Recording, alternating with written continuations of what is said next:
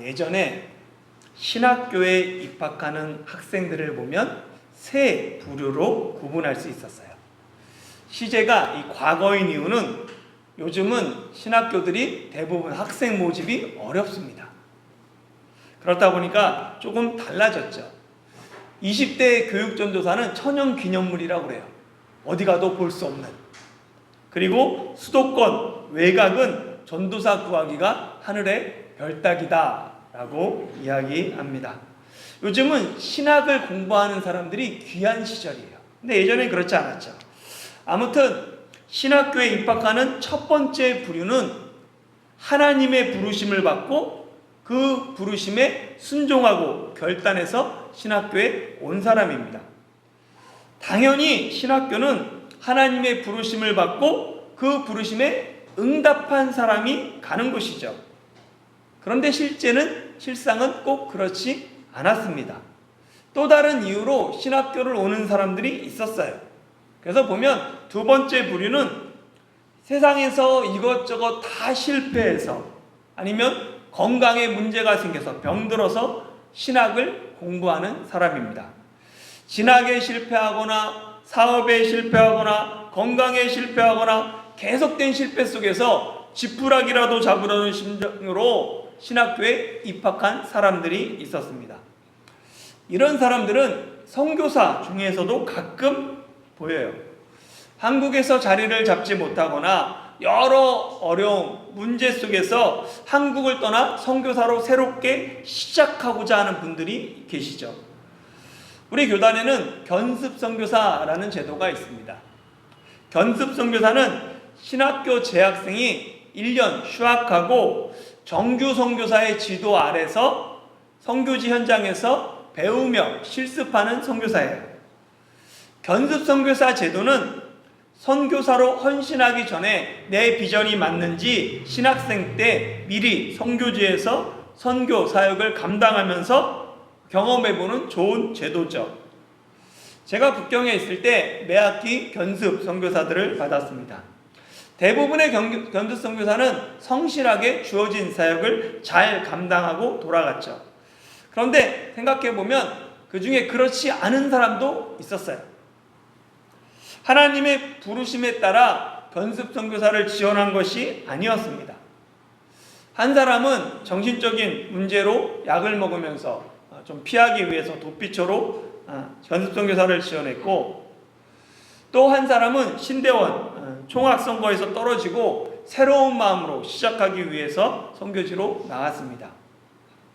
이분들은 처음부터 관심이 선교가 아니었어요. 그러다 보니까 주변 사람과 교회에 어려움을 주었습니다. 하나님이 도피처로 신학을 공부하거나 선교사가 된 사람을 변화시켜 가시죠. 우리가 하나님의 계획을 모두 알 수 없기 때문에 함부로 판단하는 것이 조심스럽습니다.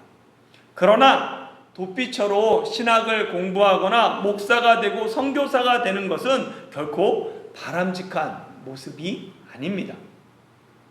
세 번째 부류는 하나님의 부르심이나 나의 믿음과 상관없이 부모님의 서원 기도 때문에 신학교에 입학한 사람들이 있습니다. 서원이란 반드시 이행할 것을 전제로 하나님과 한 약속이죠. 주로 위기 가운데, 절박할 때, 갈급할 때, 간절할 때 하나님의 도우심을 구하며 서원합니다. 그래서 서원 기도는 하나님이 뭐뭐 해주시면 제가 뭐뭐 하겠습니다 라는 하나님을 향한 간구와 그에 대한 나의 약속으로 되어 있습니다. 아들을 목사로 만들겠다는 부모님의 서원 기도로 신학교에 온 사람들이 의외로 꽤 많았습니다. 그런데 아들을 목사시키겠다는 서원 기도가 과연 성경적일까요? 성경의 대표적인 서원은 민수기 6장의 나실인의 서원입니다. 나실인이란 구별된 자라는 뜻이에요. 나실인은 꼭 남자를 의미하지는 않습니다. 그래서 나실인은 남자와 여자, 성별에 상관없이 자기 몸을 구별하여 특별히 하나님께 헌신하기로 서원한 사람입니다. 참고로 이 나실인과 레위인은 달라요. 레위인도 나실인처럼 특별히 구별하여 하나님께 헌신된 그런 사람들이죠. 그러나 레위인은 하나님의 주권적 선택으로 하나님께 헌신된 사람들이에요. 출생과 더불어 레위 지파 사람이기 때문에 자신 서원과 상관없이 하나님께 헌신된 대로 태어났습니다. 그러나 나실인은 스스로 결정하는 거예요. 내가 하나님께 헌신해서 내 몸을 드리기로, 구별하여 드리기로 서원한 사람들이 나실인이죠. 그러니까 레위인이 아닌데 일반 백성 중에서 나도 하나님께 구별해서 헌신하고 싶어, 나를 드리고 싶어, 그런 사람들이 일정 기간 또는 일평생을 서원한 사람, 그 사람이 바로 나실인입니다. 그리고 자기 몸을 구별해서 하나님께 서원하는 그 서원이 나실인의 서원이죠. 부모님이 자기 아들을 목회자가 되길 원하며 서원했던 것, 그것은 나실인의 서원과 다릅니다. 엄밀하게 따지면 부모님이 자녀 대신에 서원한 것, 그것은 나실인의 서원이 아니에요. 나실인의 법에 따르면 나실인의 서원은 스스로 자기가 결정해서 해야 합니다. 그런데 시간이 흐르면서 율법이 정한 이 나실인의 서원이 당사자가 아닌 부모가 대신해서 행했던 경우가 이스라엘 역사 속에 등장하기 시작합니다. 대표적인 예가 사무엘상 1장의 한나의 서원이죠. 한번 사무엘상 1장 1절에서 10절에서 11절 같이 한번 읽어볼까요? 시작. 한나가 마음이 괴로워서 여호와께 기도하고 통곡하여 서원하여 이르되 만군의 여호와여, 만일 주의 여종의 고통을 돌보시고 나를 기억하사 주의 여종을 잊지 아니하시고 주의 여종에게 아들을 주시면 내가 그의 평생에 그를 여호와께 드리고 삭도를 그의 머리에 대지 아니하겠나이다. 아멘. 만일 여호와께서 뭐뭐해 주시면 제가 뭐뭐하겠습니다, 뭐뭐 드리겠습니다. 이 한나의 서원이 전형적인 서원의 형식을 보여주죠. 한나는 불임나의 괴로움을 당하면서 하나님께 서원합니다. 만일 아들을 주시면 내가 그 평생 그를 여호와께 드리고 삭도를 그 머리에 대지 않겠습니다. 그의 머리카락을 자르지 않겠습니다. 칼을 대지 않겠습니다. 이 서원이 나실인의 서원인 거예요. 한나는 하나님이 아들을 주시면 그 아들을 평생 나실인으로 구별하여 하나님께 드리겠습니다 라고 서원했습니다. 이 한나의 서원이 오늘날 아들을 목사 만들겠다, 하나님께 드리겠습니다 라는 서원의 원조격입니다. 율법은 하나님께 서원한 것은 정말 갚기를 더디하지 말고 반드시 갚아야 한다, 반드시 지켜야 한다 라고 명령합니다. 그러나 하나님이 부르시지도 않았는데 부모님의 서원 때문에 신학교에 들어가고 목사가 되는 것, 그것은 매우 위험한 잘못된 생각입니다. 사실 하나님의 부르심에 순종해서 목회자의 길을 걸어가도 때로 힘들고 어려워요. 그런데 억지로 부모님의 서원 때문에 신학교에 들어가면 조금만 힘들어도 불평하고 원망합니다. 그렇기에 하나님의 부르심이 아니면 아예 목사가 되지 말아야 합니다. 성경에서 아들을 하나님께 드리는 한나의 서원 기도와 함께 자녀를 하나님께 드렸던 근거가 되는 또 하나의 성경 구절이 오늘 본문의 2절과 12절 말씀입니다. 같이 한번 2절 말씀, 12절 말씀 읽어보겠습니다. 시작. 이스라엘 자손 중에서 사람이나 짐승을 막론하고 태에서 처음 난 모든 것은 다 거룩히 구별하여 내게 돌리라. 이는 내 것이니라 하시니라. 너는 태에서 처음 난 모든 것과 내게 있는 가축의 태에서 처음 난 것을 다 구별하여 여호와께 돌리라. 수컷은 여호와의 것이니라. 아멘. 사람이나 짐승이나 태에서 처음 난 모든 것을 다 구별하여 여호와께 드리라 라는 이 말씀이 첫 아들을 하나님께 거룩하여 드리겠습니다. 목사가 되게 하겠습니다. 라는 믿음의 근거가 되었습니다. 첫 아들을 하나님께 구별하여 드리는 그 신앙 참 귀합니다. 그러나 하나님께 거룩히 돌려드리라는 말씀이 꼭 목사를 만들어라, 목사가 되게 하라 라는 의미는 아닙니다. 태에서 처음 난 모든 것을 거룩히 구별하여 하나님께 돌리라는 말씀은 하나님이 출애굽한 이스라엘 백성에게 처음 하신 명령이에요. 출애굽기 13장은 이제 출애굽하고 구원받아서 어떻게 살아야 되는지 하나님이 그들에게 알려주시는 말씀인 거예요. 그래서 하나님이 구원받은 이후에, 하나님의 백성이 구원받은 이후에 어떻게 살아야 할까? 그것을 출애굽기 13장이 삶의 오리엔테이션으로 알려줍니다. 출애굽기 1장부터 11장은 하나님이 이스라엘을 찾아오셔서 은혜를 베푸시는 내용이에요. 하나님의 그 은혜가 아니고는 출애굽이 불가능합니다. 죄의 생활을 청산하고 지금 이 삶의 자리를 떠나 하나님께 나아가는 것, 반드시 이집트에 내렸던 10가지 재앙 같은 기적적인 걸 피하게 하는 기적적인 하나님의 은혜가 필요합니다. 하나님을 처음 믿을 때 내 삶에 기적 같은 일들이, 기도 응답이 많았던 이유가 기도 응답이 아니고는 하나님을 알 수 없기 때문입니다. 출애굽기 12장은 은혜의 절정이에요. 그래서 어린 양의 피를 통한 구원, 그것을 유월절을 통해 계시합니다. 유월절이 구원의 핵심이고 은혜의 클라이맥스가 됩니다. 우리는 흔히 유월절을 구원의 완성으로 착각해요. 그러나 유월절은 구원의 완성이 아니라 구원의 시작입니다. 유월절은 이집트 종이었던 이스라엘 자손이 하나님의 백성으로 출애굽하는 구원의 첫걸음이고, 그 구원의 완성은 그들이 적과 꿀이 흐르는 땅, 가나안 땅에 들어가는 것을 의미합니다. 내 공로가 아닌 어린 양의 피의 공로로 구원받는다라는 내용이 12장인 거예요. 그리고 이어지는 13장이 어린 양의 피로 구원받았으면 이제 하나님의 백성으로 이렇게 살아야 된다라고 말하는 거죠. 그러면서 3가지 원칙을 이야기합니다. 오늘은 3가지 원칙 중에 첫 번째를 살펴보려고 해요. 첫 번째 원칙은 뭐냐면 태에서 난 모든 것을 하나님께 돌리라는 것이에요.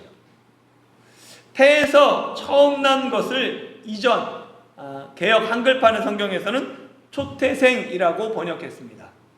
태에서 처음 난 것을 하나님께 돌리라라는 이 규정의 근거는 유월절 사건의 근거가 있어요. 하나님이 이집트에 처음 난 것들을 모두 멸하실 때 어린 양의 피를 바른 그 집은 죽음이 넘어갔습니다. 유월절 어린 양의 피가 이스라엘의 장자, 가축의 처음 난 것들을 살렸습니다. 하나님이 이집트에 내린 마지막 재앙에서 이스라엘의 장자와 가축의 처음 난 것을 살렸기 때문에 이제 태에서 난 모든 것들은 하나님의 소유가 돼요. 하나님의 소유라고 말씀하시면서 나의 것이라고 이야기하는 거죠. 하나님은 이스라엘 자손 중에서 사람이나 짐승을 막론하고 태에서 처음 난 것은 내 것이다 라고 2절과 12절에서 2번이나 밝힙니다. 그것이 하나님이기 때문에 하나님께 거룩히 구별하여 드리라 라고 명령하시죠. 우리는 하나님의 명령을 보면서 하나님이 내 것을 뺏어간다 라고 생각하지 말아야 합니다. 하나님의 것을 하나님에게 드리는 것은 마땅한 것이에요. 신앙생활에 있어서 출애굽기 12장, 13장의 이 순서가 매우 중요합니다. 언제나 출애굽기 12장 구원이 먼저예요. 그리고 13장의 헌신, 어떻게 살 것인가, 그것은 구원의 은혜에 감사하며 마땅히 행하는 것이죠. 이 순서가 뒤집힐 때 문제가 생깁니다. 내가 헌신해야 하나님의 구원이 임하는 것이 아니에요. 내가 열심을 내야 하나님이 우리를 긍휼히 여기는 것이 아니라 하나님의 은혜가 임해야 내가 헌신하는 겁니다.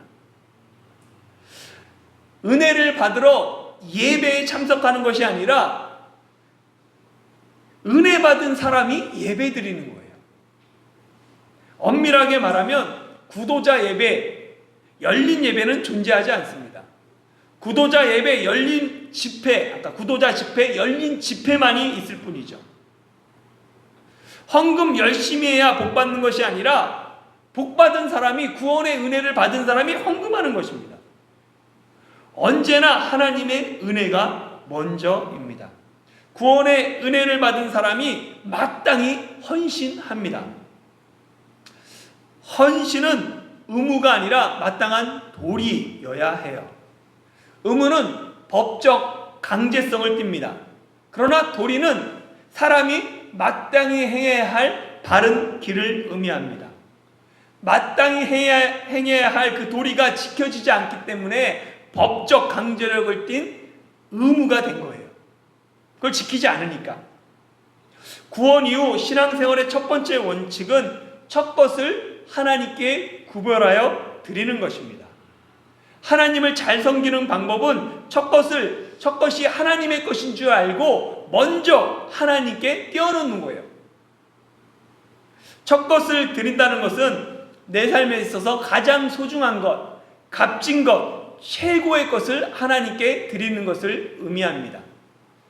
우리가 하나님께 구별하여 드려야 할 첫 것들은 세 가지 영역이 있어요. 첫 번째는 시간입니다. 첫 시간을 하나님께 드리는 거죠. 하루를 시작하기 전에 가장 먼저 첫 시간을 하나님께 구별하여 드리는 것, 그것이 새벽 기도입니다.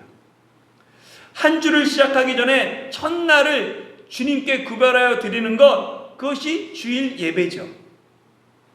달의 첫날인 1일을 하나님께 월삭으로 구별하여 드리는 것, 월삭 기도입니다. 해의 첫날을 하나님께 드리는 것, 신년 기도회죠. 신년 예배예요. 내 첫 시간을 하나님께 구별하여 드리는 것, 그것은 바로 내 생명을 하나님께 드리는 것입니다. 시간이 곧 생명이기 때문에 그렇습니다. 두 번째 드려야 될 것은 몸입니다. 구원받았으면 이제 내 몸은 내 것이 아니라 주님의 것입니다. 젊고 건강할 때 내가 하고 싶은 일 다 하다가 나이 들고 병 들었을 때 헌신하는 것은 바른 자세가 아닙니다. 육체도 가장 좋을 때, 최고로 건강할 때 가장 좋은 것을 하나님께 드려야 합니다. 내 몸이 언제 가장 건강하고 최고로 좋습니까? 바로 오늘이죠. 내일은 더 나이가 들어갈 뿐입니다. 헌신은 내일로 미루지 말고 바로 오늘부터 시작해야 합니다. 오늘이 가장 헌신하기 좋은 날입니다. 세 번째 구별하여 드릴 것은, 첫 것은 물질입니다. 물질의 첫 것을 하나님께 구별하여 드리는 것, 그것을 11조라고 이야기하죠. 11조는 단지 10분의 1을 하나님께 구별하여 드리는 것이 아니라 내 모든 것이 하나님의 것이다 라는 믿음의 고백을 담고 있습니다. 주일과 11조는 대표성의 원리에 기초합니다. 주일 하루만 주님의 날이 아니라 1년 365일 내 삶의 모든 날이 주님의 날입니다. 마찬가지로 11조도 10분의 1만 주님 것이고 나머지는 내 것이 아니라 내가 가진 모든 것이 주님의 것이라는 삶의 실제적인 고백이 11조인 것이죠. 이 대표성의 원리가 태에서 처음 난 모든 것을 하나님께 돌리라 라는 이 말씀에도 담겨 있습니다. 하나님이 이집트 장자를 심판하신 것, 특별히 이집트 장자들의 잘못이 크기 때문이 아닙니다. 장자가 전체를 대표하기 때문입니다. 이집트 장자의 죽음은 이집트 전체를 향한 하나님의 심판입니다. 마찬가지로 하나님이 이스라엘 자손에게 장자를 구별하여 드리라는 말씀은 이스라엘 전체가 하나님의 것이다 라는 의미죠. 대표성의 원리로 인해 아담과 하와의 범죄가 우리의 범죄가 되었으며, 대표성의 원리로 예수님의 십자가 죽음이 인류를 위한 대속이 되었습니다. 이 대표성의 원리가 대속과 연결되어요. 이 대속하다 라는 뜻은 속량하다, 구속하다, 구해내다 라는 뜻으로 남의 죄를 대신하여 죽는 것, 또는 노예를, 돈을 주고 속전을 주고 사는 것, 이것이 대속하다 라는 의미입니다. 하나님은 태에서 처음 난 모든 것을 내게 돌리라, 이것은 내 것이다 라고 말씀하시면서 그와 함께 대속을 말씀하세요. 한번 12절 13절 같이 한번 읽어볼게요. 시작.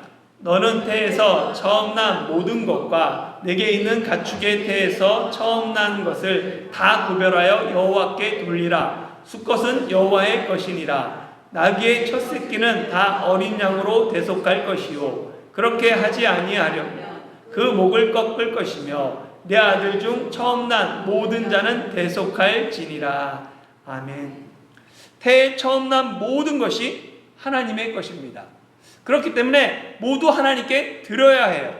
근데 문제가 하나 있어요. 정한 것은 그대로 하나님께 드리면 되는데, 첫 것을 드리면 되는데, 부정한 것은 하나님께서 받지 않으시기 때문에 그대로 드릴 수가 없습니다. 그 첫 것을 드릴 수가 없는 거예요. 부정한 것을 하나님께 드릴 때 필요한 것이 대속입니다. 부정한 것을 하나님께 드릴 때 정한 것으로 대신 속하여 드리는 것, 그것이 대속인 거죠. 하나님은 이 대속의 원리를 나귀의 첫 새끼를 예를 들어서 설명하십니다. 나귀는 굽이 갈라지지도 않았고 되새김질하지도 않기 때문에 내위기에서 부정한 짐승에 속합니다. 13절에서 이 나귀는 부정한 짐승을 대표하는 거예요.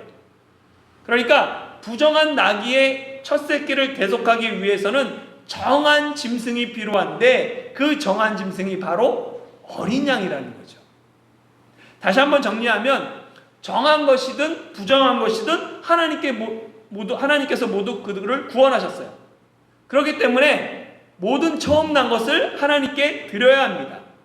그런데 나귀는 부정해서 그대로 하나님께 드릴 수가 없어요. 부정한 그 나귀의 첫 새끼를 대신하여 어린 양을 하나님께 드립니다. 그 어린 양이 나귀를 대속하죠. 이 대속의 원리는 부정한 짐승에게만 적용되는 것이 아닙니다. 바로 나에게도 적용됩니다. 나는 흠없고 정결한 의인이 아니에요. 우리는 모두 부정한 죄인들입니다. 이 죄의 모습 그대로, 죄인 모습 그대로 하나님께 드려질 수가 없어요. 나를 대속하기 위한 어린 양이 필요합니다. 그 어린 양이 바로 예수님입니다. 예수님이 어린 양으로 십자가에서 나를 대속하셨습니다. 만일 나귀의 첫 새끼를 어린 양으로 대속하지 않으면 어떻게 해야 해요? 그 나귀 새끼의 목을 꺾어야 합니다. 목을 꺾으라는 말씀은 대속받지 못한 부정한 짐승에게 내려지는 하나님의 준엄한 심판을 의미합니다. 대속받지 못한 생명은 자기 죄값을 자기가 감당해야 해요. 그래서 죽을 수밖에 없는 거죠. 예수님께서 우리를 대속하지 않으면 우리는 목이 꺾여 죽을 수밖에 없는 죄인들입니다. 그런데 예수님이 부정한 우리를 대신 피 흘리셨습니다. 예수님이 우리를 거룩하게 구별하여 하나님께 드리셨습니다. 나귀의 첫 새끼를 대속하신 어린 양이 바로 예수 그리스도의 대속을 미리 보여주는 예표입니다. 오늘 말씀을 정리하겠습니다. 출애굽기 12장은 6월절 어린 양을 통한 대속의 구원, 곧 칭의를 의롭다 하는 칭의를 보여줍니다. 이어지는 출애굽기 13장은 구원 이후의 삶, 곧 성화를 이야기합니다. 구원은 칭의로 끝나지 않고 성화로 이어져야 합니다. 두렵고 떨림으로 너희 구원을 이루라 라는 말씀은 하나님을 경외하는 마음으로 성화의 삶을 살아가라 라는 말씀입니다. 오늘은 구원 이후 첫 번째 삶의 원칙을 살펴봤어요. 그 첫 번째 삶의 원칙은 태에서 처음 난 모든 것을, 즉 내 삶의 가장 귀하고 소중한 것을 하나님께 거룩히 구별하여 드리는 삶입니다. 이는 하나님 중심의 삶을 의미합니다. 나 중심이 아니라 이제는 하나님 중심으로 생각하고 하나님 중심으로 행동하는 것이죠. 하나님이 구원하셔서 하나님의 소유를 삼으셨기에 처음 난 모든 것을 하나님께 구별하여 드려야 합니다. 만약 정결한 짐승이면 그 수컷을 하나님께 드리면 되고, 그러나 부정한 짐승은 하나님께 그대로 드릴 수 없기에 어린 양으로 대속해서 드려야 합니다. 만약 부정한 짐승을 대속하지 않으면 그 목을 꺾어 죽여야 합니다. 이는 대속을 거부한 자들에게 돌아갈 최후의 비참한 최후를 마지막을 상징합니다. 사랑하는 성도 여러분, 구원 이후 어떤 삶을 살고 계십니까? 구원받은 이후 여전히 주님의 은혜만을 구하고 계십니까? 아니면 주님을 위해 헌신하는 삶을 살고 계십니까? 하나님이 목이 꺾여 죽을 수밖에 없는 우리를 어린 양의 피로 대속하셨습니다.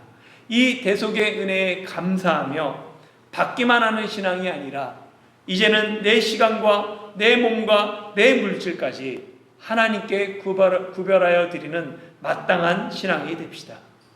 어린 양의 피로 대속받은 우리는 더 이상 시간도 몸도 물질도 내 것이 아닌 하나님의 것으로 살아가야 합니다. 로마서 14장 7절 8절과 고린도전서 16절 말씀 같이 한번 읽어보겠습니다. 시작. 우리 중에 누구든지 자기를 위하여 사는 자가 없고 자기를 위하여 죽는 자도 없도다. 우리가 살아도 주를 위하여 살고 죽어도 주를 위하여 죽나니 그러므로 사나 죽으나 우리가 주의 것이로다. 너희 몸은 너희가 하나님께로부터 받은 바 너희 가운데 계신 성령의 전인 줄을 알지 못하느냐. 너희는 너희 자신의 것이 아니라 값으로 산 것이 되었으니 그런즉 너희 몸으로 하나님께 영광을 돌리라. 아멘.